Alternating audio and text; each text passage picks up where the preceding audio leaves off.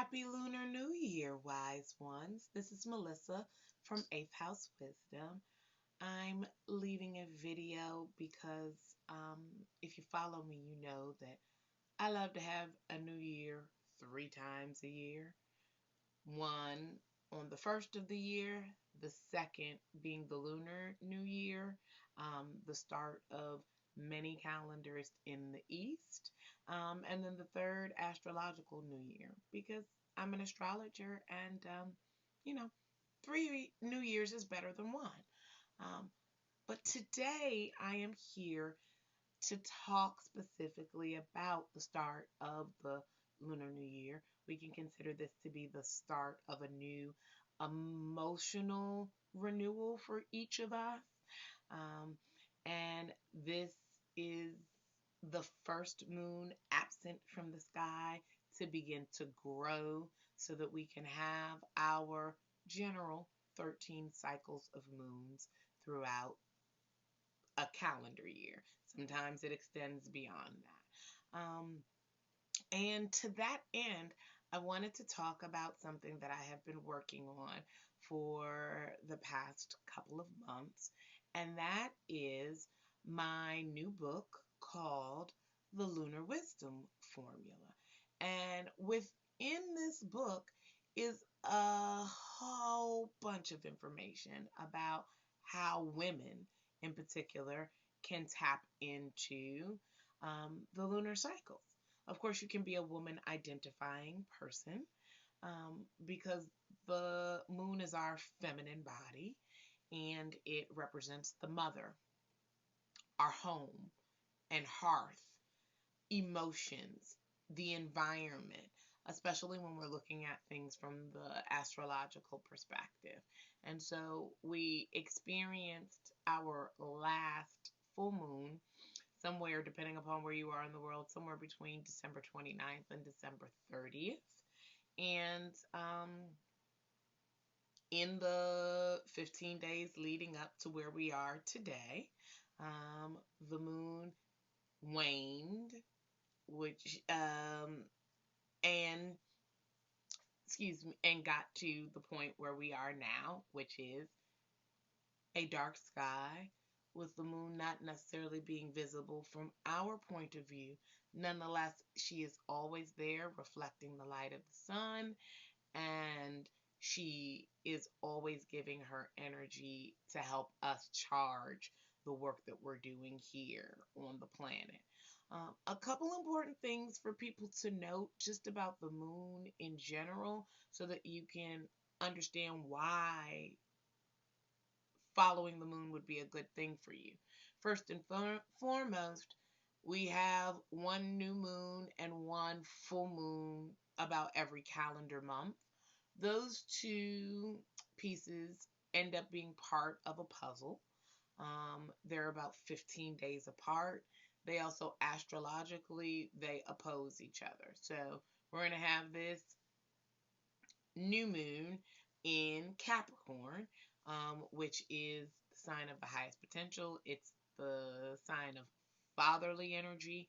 So, funny enough, we're talking about the feminine body, the moon, ruled by Cancer, and its opposite sign is Capricorn, the father archetype energy. So, talking to your father, um, thinking about paternalistic kind of things that exist in our environment, patriarchy, all of those things as women.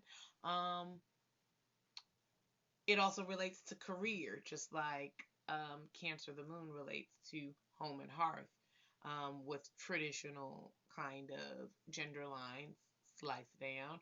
But this is about our career, and in particular, because of where Capricorn sits in a traditional chart where Aries is the first sign, Capricorn sits at the tippy top of the heavens.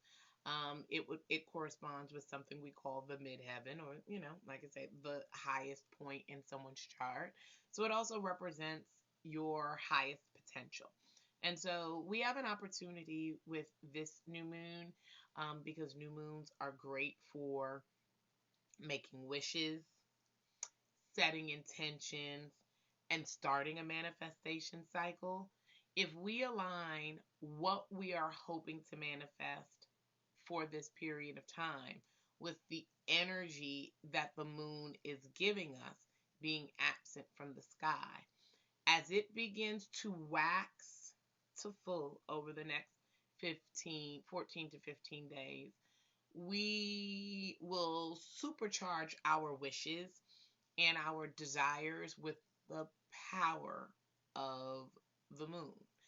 And this is why you will see so many people talking about setting intentions during the time of the full moon. The new moon. At the full moon, it's time to release our attachment to the intention that we've been nurturing for about 15 days with loving attention. And at that release, we are showing our trust to the universe that we believe in the energy, we believe in the power of what we have called forth, and we are prepared to allow the energetics to do the rest and help bring things into fruition. So, following the moon in these cycles, and then 15 days after the full moon, we get back to a new moon. But following the moon in these cycles really gives us an energetic boost to our manifestational abilities, our ability to access the law of attraction and all the other universal laws that we experience.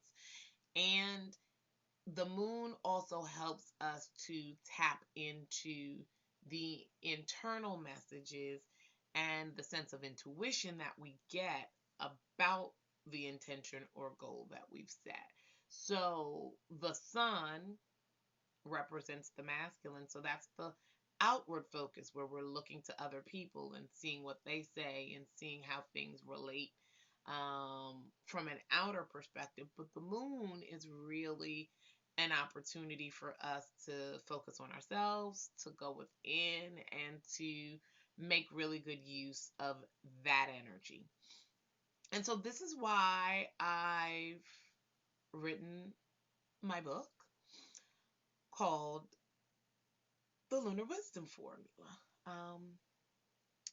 It is available on my website right now, and you will find a link for it above in my bio. And it is a wonderful opportunity to really get to understand the cycles within a cycle that the moon has. Like I said, we know the new and the full moon, but there are at least 8 general phases of the moon that people work with. Depending upon what moon scholar you work with, there are actually more because the moon is constantly in flux and in movement, which is why sometimes people can say your emotions are all over the place because you go from one place to another.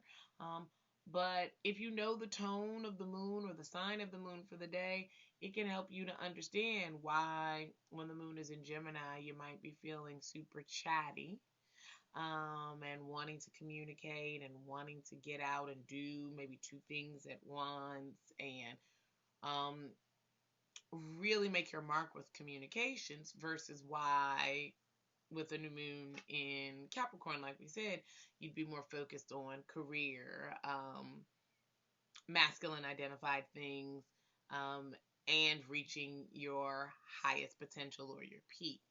When you have that information and you can integrate it into your calendar and your planning, you are really able to leverage the power um, of the lunar cycles because they repeat and they repeat and they repeat and they come in a predictable order.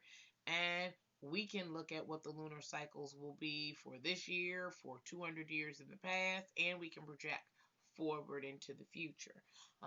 You're also tapping yourself into a sacred cycle that has existed since before you've come, will exist after you have come, and with its level of predictability and how it delivers, it's kind of like the perfect vehicle with which to send our wishes, hopes, desires, and manifestations out into the universe to then see them be received in physical form.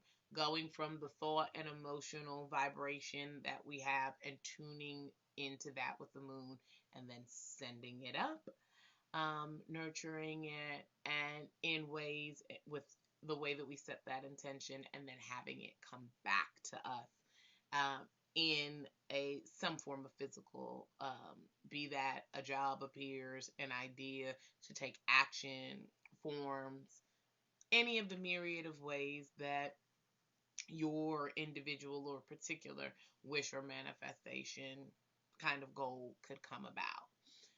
So, to honor the start of the Lunar New Year, I wanted to release the Lunar Wisdom Formula to be able to help you chart your success. After the year that we had with 2020, I have taken the time to release two tools. One free tool called Your Stellar Year Blueprint, which is an opportunity to look at the all of the energetics for the year. It's free. Again, the link is in my bio. You just go up there, click it, and we'll get it sent right over to you. The Lunar Guide is one of course, but it's an opportunity to dig into this cycle. And it's also accessible if you don't really have a knowledge of astrology, because I've done a lot of the thinking for you. It comes with information about the new and full moons and how you make use of that, how to integrate this into your monthly, weekly, and daily planning, the impact of eclipses and what that does to supercharge the moon and how you navigate that energy, as well as worksheets that will allow you to have a place to capture some of your thoughts and your ideas, and a process to allow you to use for ritual or reflection or manifestation work at the new and the full moon portions of the cycles. And there is a final bonus for you to be able to look at what's called the progressed moon. And that allows us to understand yet a larger cycle of how the moon impacts us over a 2.5 year period. I just made my move from my progressed moon being in the sign of Gemini to the sign of Cancer. So for me, I have a Gemini rising, so my progressed moon was in my first house. It meant that I was experiencing a 2.5 year really extroverted period with a lot of communication, a lot of movement, a lot of doing two things at once, a lot of visibility. And I am now moving into um, the moon in Cancer, which again, we kind of talked about the dynamics of that already: home, hearth, femininity. Why do you think I'm writing a lunar guide in general? Because I have moved into the moon's natural home sign, which is Cancer.